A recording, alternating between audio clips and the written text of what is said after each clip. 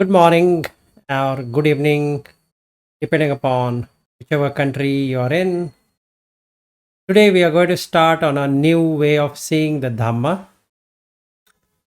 Going to be a very simple 20-minute, which will give you an insight into what is to be done, what is to be known, how Buddha Dhamma helps in understanding oneself, exploring oneself, and to know where you're heading to. That means at the time of death, which is the place you will be reborn. That's the most important aspect. The fear we have is on death, because if we are born, we are going to die. So let's begin our journey from today. So the first topic I'm going to take is what is Dhamma, or what is Dharma as in Sanskrit. Dhamma is also teaching, is also nature.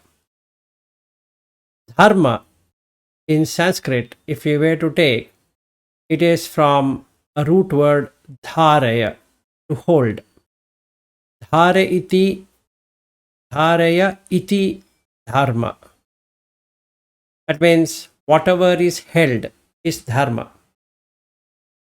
Now, when we say dharma or dhamma, we need to look from a nature perspective. What is there in nature? So, if one were to stay or behave as good in nature, then he or she is following what needs to be done. So, the nature of consciousness is pure. The nature of mind is pure as well as impure. So, what we need to understand here is that my nature, if I say Vilas as a nature, can be a good person, can be a bad person, or can be a neutral person. So, in nature, we'll find these three: good, bad, neutral. Now, what is good? Good is in terms of what is good for oneself and for others. That means non harming oneself and non harming others is good. And what is bad? That which harms oneself and that harms others is bad. And what is neutral? It neither is something to do with good, neither it is bad, is neutral. Generally, we don't have this neutral experience in general. What we have is painful experience and a pleasurable experience. This experience is nothing but feeling. So I feel something which is good, I feel something which is bad. I feel good if somebody is appreciating me, I feel bad if somebody is depreciating me. So in my nature, I have feeling of good and also feeling of bad. If I feel bad, I don't want to suffer. If I feel good, I would like to enjoy that feeling. But in nature, when you say nature, has got no feelings. So the mental state has feelings, but in nature, by itself, has no feeling. It just exists. But if I want to exist along with the nature, and then I have to coexist, that means I exist, but my existence is bound by something. It's bound by nature. I have to go by the nature law. So, Dhamma or Dharma is what it is in nature. Now, the question comes, what is in nature? The nature has a quality of birth and death. That's in nature. So, a plant or a living organism, a human being, or anything we take, including the earth or any planet, If it is born, it's going to get destroyed. Whether somebody likes that it should get destroyed or somebody doesn't like it to get destroyed, it's by nature going to get destroyed. If we take a vegetable, no matter how much I try to keep it in a refrigeration, deep freeze, or create an environment which it can sustain for some time, but it will start to decay. It will start to die. So the fruit or the vegetable ultimately perishes. This human body is also made out of the same material as in the case of fruit or vegetables. Animals also undergo the same, the plants undergo the same. So the law of nature, irrespective of what I believe it to be, irrespective of that, I pray God that God, please save me, please ensure that I don't die. But by very nature, death is part of life. So I hate to die, I love to live. But the nature does not do any kind of calculation like that, what my mind is thinking. So the aging is a process which has been there for eons and eons, which we can call it as yuga. So it keeps on aging and it is gone. Another body is taken over. Again, the multiplication of the cells will start, and then I call it as I am existing. But that existence is dependent. It's not independent. It's dependent on the nature. And in nature, neither it is good nor it is bad. It just follows the law, eternal law of nature. Is anything that is born is going to decay and die. That means what we need to see is the dukkha, the suffering I, as a person, going to undergo in establishing myself against the nature. It's not going to happen. So nobody wants to get aged. Nobody wants to die. But everybody would get aged, would die.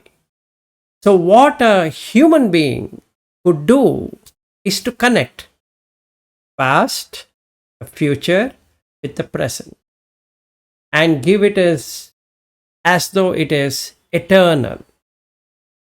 So I can say when I was a child, I was doing this. When I was an adult, I was doing this. And now I am in my middle age, I am doing this. In my old age, I'll be doing that. So I can keep on saying, I'm doing this, I'm doing that, I'm doing this, I'm doing that. In a way, using language, using syntaxes, using the way of expression, using a communication, we can connect past, the future, and the present. And in the present moment, I can connect the past and the future. So when I create a past and the future, it looks as though it is eternal. So that gives me a sense of hope, a sense of security, a sense of belongingness that I am not going to die. Even though this body is getting decayed, even though the body is getting aged, even though ultimately I'm seeing people dying in front of me, my uncles, my aunts, my parents are also not there any longer. But my foolish mind thinks that if I'm taking care of my health, if I'm taking care of my wealth, if I'm taking care of this or that, I'm going to live. So I can say I'm going to live longer. But in nature, there's nothing called as long life or short life. If the conditions don't match, then the person is gone. If the condition matches, the person is alive. This is the law of nature. So what Buddha found out in his practice is this law of nature. He understood the nature law rather than relying on something which is divine, saying that, oh, this God is going to take care of me. Or on the other way around, there is no God or anything like that. I can live the way I want. So one set is a random, another set is you pain yourself in to please God so that you become eternal. So the human idea is to conceptualize something, that there is something eternal. So if I were to please a God, and the God is going to make me eternal, that's one side of the argument, which looks correct, because now I'm helpless. The nature law is going to kill me. So there should be someone who regulates the nature, and that is God, obviously. So the God is going to do something for me. I know I'm going to lose my body. Everybody knows. But then there is a hope. And there is not only hope, there is a confidence that I'm going to exist. And I should be existing no matter what comes. So the consciousness keeps on appearing and disappearing, appearing and disappearing. But then I feel, the mind feels that the consciousness is I am. I am that consciousness which has been eternal forever.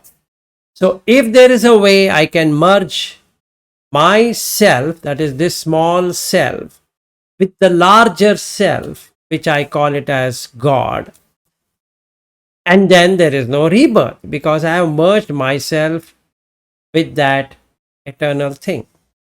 On the other side of the spectrum, I will get another view, a materialistic view, that I exist in this body and I can enjoy whatever I want. There's no karma, or that is deeds. There is nothing at all. I can eat whatever I want. I can be the way I want. I can dress the way I want. I can do whatever I want. I can be torturing someone. I can be telling lies or doing whatever so-called immoral or moral. So I don't know that there's something called morality, and I don't even believe that there's something called as morality. So what I can do is I can live the life I want to lead. So when I want to lead the life I want to lead, then I can do it through any means. It doesn't matter whether it is a ethical means or a non-ethical means, because I know that after I die, after this body is dead, I am also gone. There's nothing that I'm going to be appearing in another bad realm. If I'm doing good, I'm going to be appearing in a good realm, because all these are fabrication, or it's just an conceptualization in the mind, and nobody has come out and said that in my past life I was this and I'm going to go to this future life like that. I don't believe that there's any past life. I don't believe there's any future life. So since I am disbeliever of the past life and the future life, after this life ends and that's it. There is no other thing I need to know. So mind, when we say mind, it consists of the five senses, where the five sense objects become part of it, and the sixth sense, which can evaluate, is the mind, and it has got mental objects. So everything we talk about is a mental object, and this mental object has to remain, and that doesn't remain in nature. In nature, anything that is produced will get destroyed. So Buddha was able to see this arising on one side and passing away on the other side, and he found a middle path. That is, in nature there's something called neutral, and I can have that neutrality, and that neutrality is called upekha. in Pali and upeksha in Sanskrit, which means equanimity, being equanimous. Sthita prajna is another word in Sanskrit, where you don't get worked up if something doesn't happen, and you don't get too excited if something happens, because both are not in nature. So, whatever is in nature is dharma, whatever is not in nature is not dharma.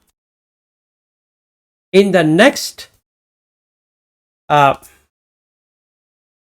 session or in the next post, I'm going to cover on what it takes to be part of nature, what I need to do if I am not today part of nature, what I should do to be part of nature, and how I should do it. So, presently, let's understand what is dharma or what is dhamma. Dhamma means thing, dharma also means a thing created in nature. If there is a thing created in nature, and that's going to go away, irrespective of whether I believe in God or I don't believe in God, it doesn't really matter. What matters is what is the state of my mind. Is it in line with the nature or it is not in line with nature? And nature does not distinguish between a good person and a bad person. Nature doesn't do anything good to one and something bad to other. It just follows its natural law, which is arising on one side, departure on the other side. Just like someone gets so obsessed with sunrise, he starts praying, hey, please don't create sunset for me because I don't like the sunset. But nothing he can do.